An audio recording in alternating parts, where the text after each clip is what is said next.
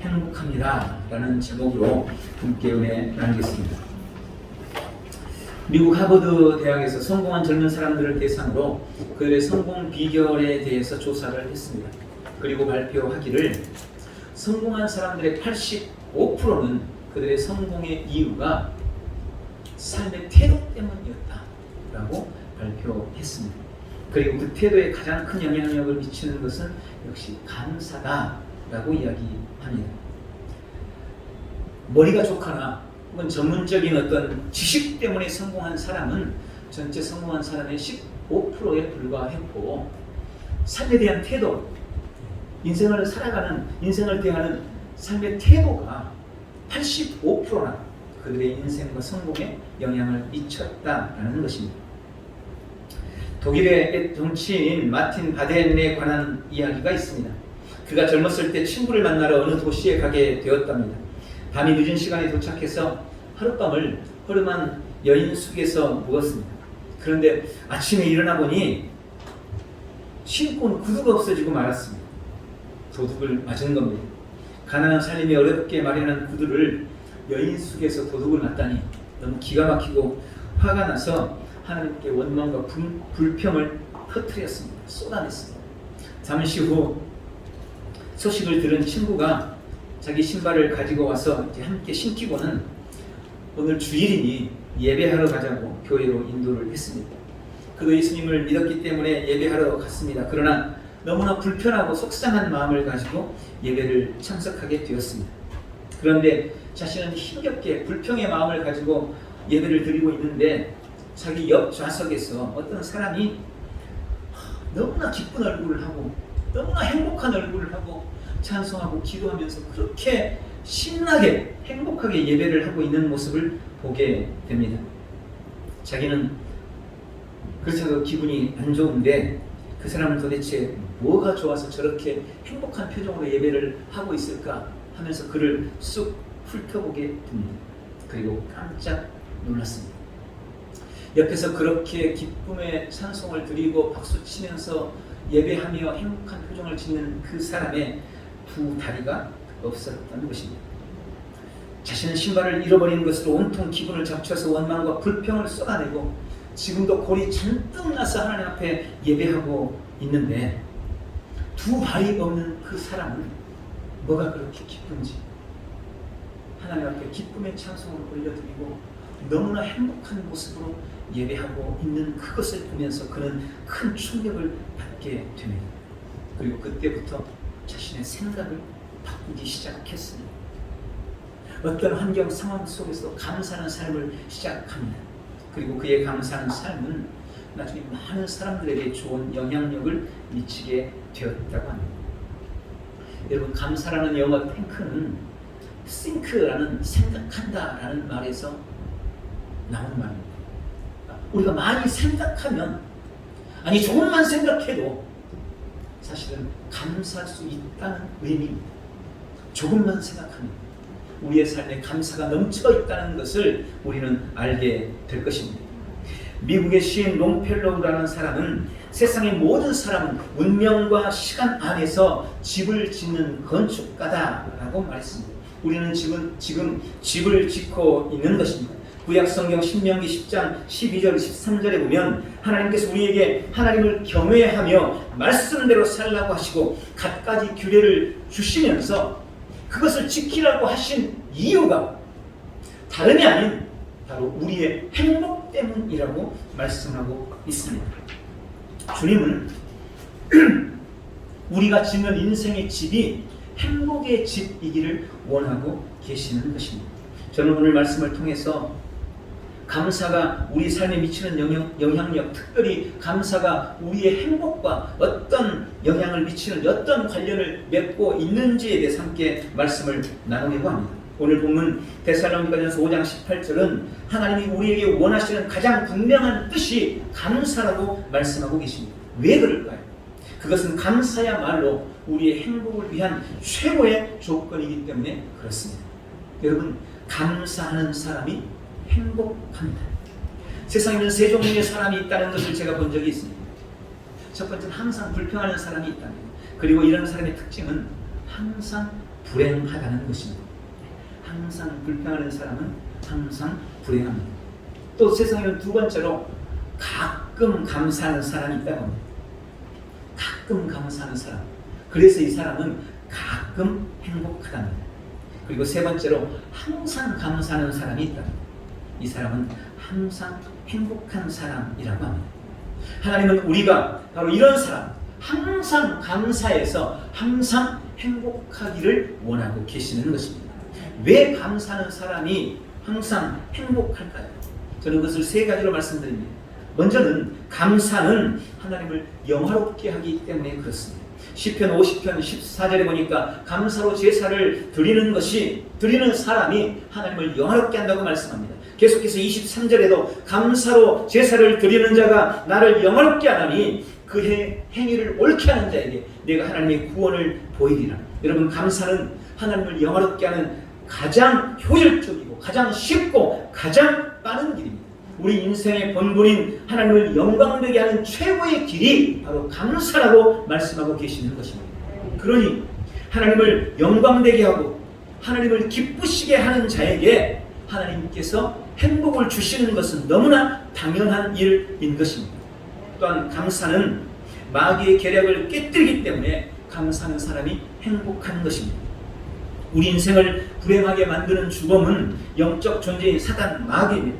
사단 마귀의 가장 큰 소원과 바람은 우리 믿는 사람들을 믿음에서 밀어내고 불행하고 만들고 우리를 멸망시키는 것입니다. 이 마귀는 에덴 동산에서부터 우리를 미혹해서 우리의 영혼을 도둑질했던 존재입니다. 지금도 마귀가 우리를 넘어뜨리려고 호시탐탐 기회를 엿보고 있는 것을 우리는 압니다. 그런데 감사가 원망, 불평으로 우리를 넘어뜨리고 우리를 무너뜨리려는 이 마귀의 계략을 깨뜨린다는 것입니다. 늘 감사하는 사람은 마귀가 절대 이길 수 없습니다. 마귀가 이길 수 없는 사람, 그 사람은 반드시 행복할 수밖에 없는 것입니다. 세 번째, 감사는 믿음과 순종의 길이기 때문에 감사하는 사람이 행복한 것입니다. 감사는 우리를 향한 하나님의 최고의 뜻입니다. 우리가 감사할 때 우리의 믿음이 성장하고 우리는 주님의 말씀에 순종하는 삶을 살게 되는 것입니다. 우리의 행복을 위해 주신 하나님의 말씀과 규례를 지키고 순종하는 것이 바로 행복을 누리는 비결이라고 우리 주님은 말씀하고 계시는 것입니다.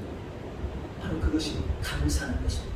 하나님의 뜻, 하나님의 명령, 하나님의 믿음의 말씀에 순종하는 것, 그것이 감사이기 때문에 믿음과 순종의 사람은 당연히 행복할 수밖에 없는 것입니다. 그래서 감사하면 행복하기 때문에, 감사하는 자가 행복한 사람이기 때문에 우리는 범사에 감사해야 한다는 것입니다. 여러분, 범사에 감사하시기 바랍니다. 오늘 본문이 말씀하고 있는 것처럼 우리를 향한 하나님의 가장 명백한 뜻은 감사입니다. 주님은 우리에게 범사에 감사라고 말씀하십니다. 그런데 그럼에도 우리가 우리의 삶에 늘 감사하는 것이 결코 쉬운 일만은 아닙니다. 왜냐하면 우리는 너무나 환경과 상황에 쉽게 영향을 받고 또 지극히 감정적이기 때문에 그렇습니다. 환경에 따라 우리의 감정이 너무 쉽게 요동해요. 그래서 그것이 하나님의 뜻인 줄 알면서도 범사에 감사하는 것이 그렇게 쉽지만은 않습니다. 그렇다면 어떻게 우리는 범사에 감사하는 삶을 살 수가 있을까요? 첫 번째는 하나님의 선하심과 인자하심을 믿음으로 우리는 범사에 감사할 수 있습니다. 범사에 감사하기 위해 우리는 하나님이 선하신 분이라는 사실을 항상 기억하고 믿어야 합니다. 여러분, 하나님이 어떤 분인 줄 알면 누구라도 감사하게 되어 있는 것입니다. 우리가 어렸을 때는 우리를 향한 부모의 사랑에 대해서 잘 모릅니다. 그런데 나이가 들고 좀 커가면 이제 부모님의 사랑이 눈에 보이기 시작합니다. 부모님의 사랑을 알고 깨닫게 됩니다. 그러면 그때는 진정된 마음에 감사가 나오게 되어 있는 거예요. 알면, 보이면, 깨달으면 감사할 수 있게 되는 것입니다. 하나님의 선하심과 그분의 인자심을 알면, 하나님이 우리를 위해서 행하신 놀라운 일들을 우리가 알면 우리는 어떤 순간에도 감사할 수 있습니다. 여러분, 주님이 온 천지와 만물을 만드시고 그것을 우리를 위해 주셨다는 것을 알고 계십니까? 하늘의 태양도, 밤하늘의 달과 별들도, 시원하게 불어오는 바람과 멋진 구름들도, 때때로 불어오는 세찬 풍랑과 심지어 폭풍까지도 주님이 우리를 위해서 주신 것입니다. 하늘에 지저귀는 새들도, 바다의 물고기와 수많은 초목도 우리를 위한 것입니다. 이 땅에 존재하는 모든 것을 하나님이 다 우리를 위해서 지으셨고 우리를 위해서 주셨다고, 우리에게 주셨다고, 우리가 그것을 안다면 어떻게 감사하지 않을 수가 있겠냐는 말입니다. 여러분, 또 하나님이 아담과 하와가 죄를 짓고 타락하자마자 하나님은 그들에게 구원의 길을 여신 것을 우리는 알고 있습니다.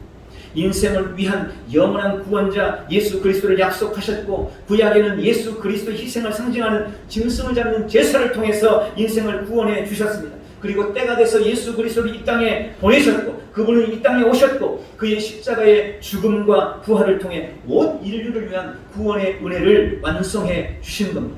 그 모든 구원의 은혜와 은총이 바로 나를 위한, 날 향한 하나님의 사랑이라면, 날 향한 하나님의 사랑 때문이라면 우리가 어떻게 감사하지 않을 수가 있겠냐는 이야기입니다. 십자가를 통해 구원과 치유의 은혜와 우리를 풍성케 하신 그 사랑을 알면 우리는 하나님 앞에 감사할 수 있습니다. 우리에게 영혼이 잘되고 범사가 잘되고 강건한 은혜와 축복을 주셨다는 사실을 우리가 안다면 우리는 마땅히 감사할 수 있는 것입니다. 여전히 죄짓고 있음에도 불구하고, 여전히 연약하고 부족함에도 불구하고, 그런 우리를 그래도 너는 나에게 보배롭고 존귀하다 라고 말씀하시면서 너는 내 것이다, 부족한 우리를 하나님의 소유 삼아 주셨다는 이 놀라운 사실을 우리가 발견하고 깨닫는다면 우리의 입술에서 마땅히 감사가 나올 수밖에 없는 것입니다. 또한 성령님을 이 땅에 보내셔서 우리를 과와 가부처럼 버려두지 않으시고 늘 동행해 주심을 안다면 언제나 감사할 수 있는 것입니다. 성령의 능력으로 세상을 이기고 승리의 자로 살게 해 주시니 감사할 수 있는 것입니다.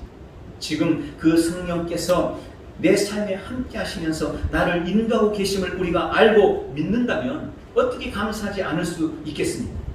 나를 사랑하시되 죽기까지 사랑하시는 분, 나를 향해 조금도 재앙이나 불행의 생각이 없이 오직 평안과 소망만 계획하고 계시는, 나의 실패나 실수나 혹은 내 삶에 찾아온 환난이나 고난까지도 다 합력해서 선으로 만들어 가시는 분, 언제나 우리를 향해서 선하신 인자하신 분, 우리가 그 하나님을 분명히 안다면 우리는 어떤 상황 속에서도 하나님 앞에 감사할 수 있는 것입니다.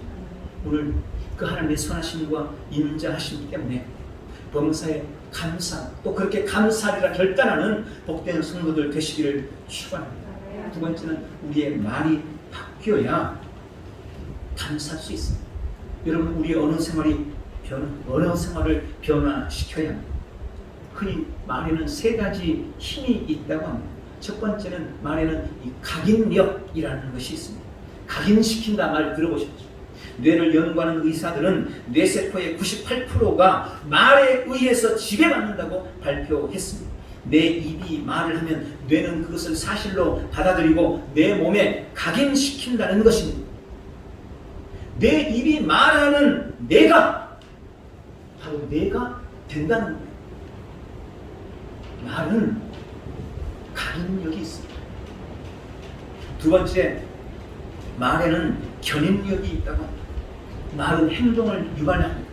말하면 뇌에 박히고 뇌가 온몸에 명령을 내려서 행동을 지배한다는 것입니다. 결국 내 행동을 이끄는 것이 말이라고 이야기하는 겁니다. 그래서 할 수 있다, 할 수 있다 하면 할 수 있게 되는 것이고, 할 수 없어, 난 안 돼 라고 말하면 할 수 없게 되는 것입니다. 또한 세 번째로 말에는 성취력이 있습니다. 여러분, 유명한 동기부여 전문가인 노먼 빈센트 필 박사에게 한 청년이 찾아와서 물었습니다. 박사님, 저는 소심하고 사람들 앞에 서는 것이 두렵습니다. 그런데 이런 제가 세일즈를 하게 됐습니다. 어떻게 하면 잘할 수 있겠습니까? 필 박사는 그 청년에게 빈 카드 한 장을 주면서 받아 쓰라고 했습니다. 받았어. 나는 적극적인 사람이다. 나는 사람과 만나는 것이 즐겁고 쉽다. 나는 훌륭한 세일즈맨이다. 나는 세일즈 전문가다. 나는 모든 준비가 되어 있다. 나는 내가 만나는 모든 고객을 친구로 만들 수 있다. 그리고 그렇게 쓴 카드를 그 청년에게 주면서 계속해서 날마다 되풀이해서 큰 소리로 읽으라고 말했습니다. 얼마 후 그 청년은 최고의 세일즈맨이 되어 필 박사를 찾아왔다고 합니다. 여러분, 우리의 말은 우리를 끝까지 찾아가서 우리를 끝까지 쫓아와서 그 말 한 말을 반드시 성취시키고야 마는 것입니다. 이러한 말의 각인력, 이러한 말의 견인력, 이러한 말의 성취력을 성경에서는 이렇게 말씀합니다. 잠언서 6장 2절, 내 입의 말로 네가 얽혔으며 네 입의 말로 인하여 잡히게 되었느니라. 잠언서 8장 21절, 죽고 사는 것이 혀의 권세에 달렸나니 혀를 쓰기 좋아하는 자는 반드시 그 열매를 먹으리라. 마태복음 16장 19절, 네가 땅에서 무엇이든지 매면 하늘에서 매일 것이요 네가 땅에서 무엇이든지 풀면 하늘에서도 풀리리라. 야고보서 5장 3장에서는 말은 우리 온몸을 굴레 씌운다고 말합니다. 말의 입에 물린 재갈처럼 우리 온몸을 말이 제어한다고 이야기합니다. 사공이 그 큰 배를 작은 키로 이리저리 마음대로 제어하듯이 말이 우리의 온 삶을 지배하고 다스린다고 말씀하고 계시는 것입니다.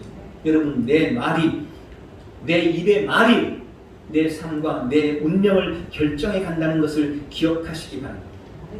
그래서 우리는 이러한 말에 있어서 우리가 반드시 해야 할 가장 중요한 일이 있습니다.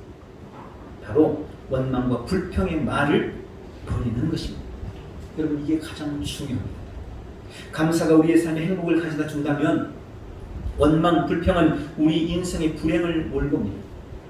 감사가 마귀의 권세와 세력을 깨뜨린다면 원망, 불평은 사단 마귀에게 길을 열어주고 그에게 힘을 주는 것입니다. 감사가 믿음과 순종의 길이라면 원망과 불평은 우리에게 불신함과 반역을 가져오는 것입니다. 앞에서 말씀드린 우리 인생의 집은 바로 말에 의해서, 삶의 태도에 의해서 지어집니다. 집을 짓는, 우리 인생의 집을 짓는 최고의 재료가 바로 말이라는 것입니다. 어떤 사람은 감사의 삶의 태도와 말로 행복의 집을 계속해서 지어가지만 어떤 사람은 늘 부정적인 삶의 태도와 원망과 불평으로 불행의 집을 스스로 지어가고 있는 것입니다. 사단은 첫사람 아담과 하와에게 원망 불평의 씨앗을 심음으로 죄를 짓고 타락하게 만들었습니다. 지금도 마찬가지인 겁니다. 사단은 지금 어떻게 우리에게 원망과 불평의 씨앗을 뿌리고 있을까요? 저는 그 두 가지로 생각해 봤습니다. 첫 번째는 있는 것을 보지 못하게 하고 없는 것만 보고 탐하게 함으로 우리에게 원망과 불평의 씨앗을 심습니다. 있는 것을 보지 못하게 하고 없는 것만 보고 자꾸 그것을 탐하게 만들어요. 여러분, 아담과 하와에게도 그랬습니다. 하나님이 먹으라고 하신 수백 가지의 다른 과일들은 눈에 보이지 않게 하고 하나님이 먹지 말라고 한 그 수많은 것 중에 단 한 가지, 그것만 보게 만든 거예요. 그리고 그것만 탐하게 만들었습니다. 그래서 결국 아담과 하와는 원망과 불평하고 선악과를 따먹는 죄를 짓고 만 것입니다. 광야의 이스라엘 백성들도 바로 똑같은 그 정체를 따랐습니다. 하나님이 주신 것, 그들에게 있는 것에 대해서 그들은 감사하지 않았고 언제나 없는 것만 보고 하나님 앞에 원망과 불평했습니다. 그리고 지금도 마찬가지입니다. 여러분, 주님이 우리의 삶에 허락하시는 것이 얼마나 많습니까? 그런데 가만히 보십시오. 원망하고 불평하는 사람이 다른 사람보다 정말 가진 게 적어서 원망하고 불평합니까? 아닙니다. 다른 사람이 없는 것도 많이 가지고 있음에도, 다른 것도 많이 있음에도 꼭 없는 것만 보고 없는 것만 생각하고 없는 것만 말하고 그것 때문에 원망하고 불평하고 있는 것입니다. 여러분은 어떻습니까? 우리는 매일 의도적으로 하나님이 주신 것을 찾고 그것에 대해서 감사해야 합니다. 없는 것만 찾고 그것을 탐하면서 원망과 불평으로 불행의 집을 짓는 것을 당장 멈추고 주님이 내게 허락하신 은혜와 축복을 보고 날마다 그것을 세워보면서 주님 앞에 감사함으로 행복의 집을 지어나가는 복된 성도들 되시기를 축원합니다. 두 번째는 긍정적인 것은 작게 보고 부정적인 것만 크게 보게 함으로 우리에게 원망과 불평의 씨앗을 심는 것입니다. 긍정적인 것은 작게 보게 하고 부정적인 것은 크게 보게 합니다. 우리가 환경이나 상황 또는 사람을 볼 때에 늘 나쁜 점이 크게 보이는 것이 문제인 겁니다. 여러분, 잘하는 것, 장점, 긍정적인 것이 있는데 그건 잘 안 보여요. 그건 보여도 아주 작게 보여요. 그런데 단점이나 부정적인 것, 잘 못하는 것, 이상하게 그것은 크게 보이고, 그래서 그 큰 것 때문에 원망하고 불평하게 되는 것입니다. 가나안 땅을 정복했던 12명의 정탐꾼을 한번 생각해 보십시오. 여러분, 12명이 똑같은 것을 보고 왔어요. 똑같은 곳에 가서 똑같은 것을 보고 왔습니다. 그런데 10명은 그 땅에 좋은 점, 긍정적인 것은 작게 보든지 보질 못했어요. 아니, 봤는데 보지 않은 겁니다. 대신 나쁜 것, 부정적인 것, 잘못된 것, 안 좋은 것, 그것은 크게 보고 그것은 많이 보았습니다. 비옥한 땅은 안 보이고 황망하고 메마른 광야만 크게 보였습니다. 하나님이 함께하는 자신들은 메뚜기처럼 작게 보이고 그들의 원수인 거민들은 거인처럼 크게 보았습니다. 그들이 쌓아놓은 성벽은 높고 크게 보입니다. 그래서 그들은 백성들 앞에서 그들이 본 나쁜 것을 크게 확대해서 말하고 좋은 점에 대해서는 입 다물고 말하지 않았던 것입니다. 그리고 그들의 그 말을 들은 온 백성들이 밤새 울면서 함께 원망하고 불평하고 말았습니다. 결국 그 10명은 하나님 앞에서 재앙으로 죽었고 그 말을 듣고 함께 원망하고 불평했던 이스라엘 백성들도 20세 이상의 어른들은 다시 광야로 나가 다 그 광야에서 죽고 말았습니다.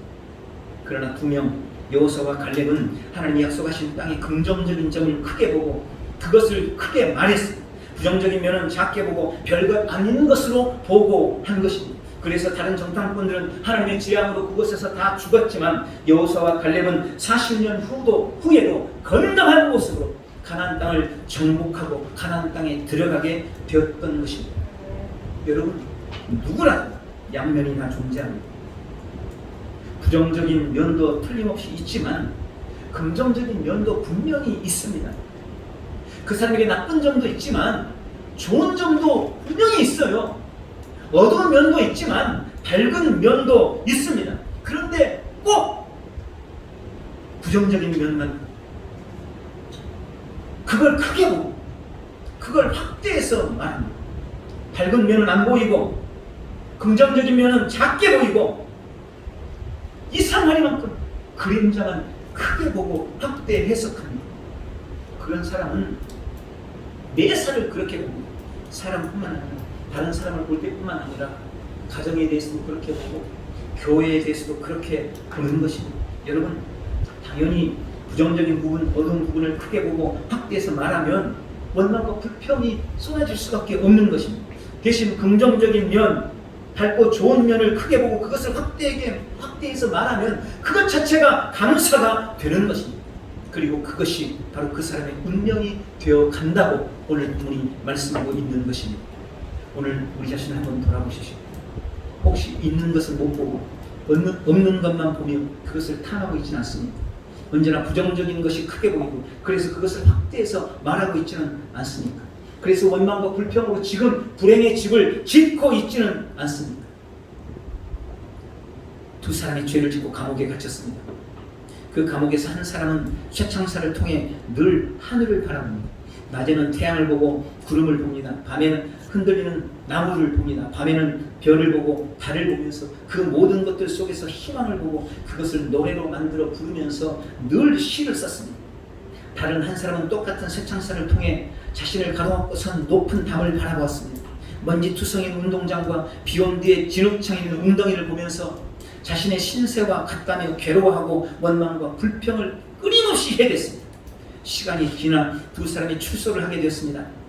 한 사람은 그동안 감옥에서 쓴 희망의 시와 노래들이 적힌 원고지를 들고 출판사로 향했습니다. 그런데 한 사람은 절망 속에서 원망하고 불평하다가 정신병자가 되어 앰뷸런스를 타고 정신병으로 갔다고 합니다. 우리 인생의 길에 언제나 쓰레기더미만 있는 것이 아닙니다. 여러분, 가다 보면 꽃밭도 나오고 가다 보면 쉴만한 물가도 나옵니다. 그게 인생입니다. 전도서 7장 14절에 우리 인생에 주님께서 곤고한 날만 두지 않고 형통한 날도 주신다고.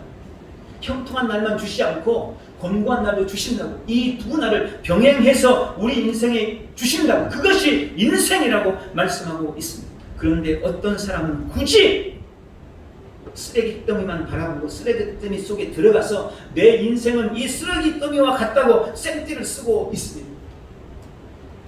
매사에 원망하고 불평하는 사람이 바로 그 사람입니다. 그런 사람은 불행의 집을 짓고 불행한 삶을 살 수밖에 없는 것입니다. 그러나 감사의 말, 찬송의 말, 우리 입의 감사와 찬송은 우리 삶에 찾아오는 그 모든 어둠과 불행을 몰아냅니다. 감사와 찬송으로 우리는 행복의 집을 짓게 됩니다. 감사는 더 큰 감사를 낳고 감사하며 바라던 놀라운 일들을 우리의 삶에 이루어가고 성취시키는 능력이 우리 입의 감사인 것입니다. 오늘 감사로 행복의 집을 짓고 행복을 누려나가는 복된 성도들이 되시기를 축원합니다. 말씀을 냈습니다. 불행도 행복도 내가 만드는 것입니다. 우리의 환경은 내가 선택할 수도 내가 조정할 수도 없지만 이 환경이 불행이 되게도 하고 행복이 되게도 하는 위대한 비결인 믿음과 감사의 생활은 내가 선택하고 내가 조정할 수 있는 것입니다. 좋으신 하나님, 선하시고 인자하신 하나님, 사랑의 하나님을 믿고 우리 입에서 원망과 불평의 말을 버리고 감사와 찬송으로 행복의 집을 짓고 행복을 누려나가는 우리 온 성도들 다 되시길 예수님의 이름으로 축원합니다. 기도하겠습니다. 좋으신 아버지 하나님, 우리 삶에 찾아오는 각각의 불행과 아픔의 환경들을 우리가 바꿀 수는 없지만 우리가 조정할 수는 없지만 그러나 그 환경을 행복하게 만들고 불행하게도 만들 수 있는 감사와 원망 불평의 마음을 내가 조정하고 선택할 수 있다는 것을 오늘 깨닫습니다. 늘 없는 것만 보며 원망하고 불평하지 않게 하시고 늘 부정적인 것만 보고 원망하며 불평하지 않게 도와주시고 늘 있는 것을 생각하고 주시는 것에 감사하며 늘 긍정적이고 밝은 면을 크게 보며 행복의 집을 지어나가는 복되고 귀한 성도들 다 될 수 있도록 축복해 주시옵소서. 예수님의 이름으로 기도하옵나이다. 아멘.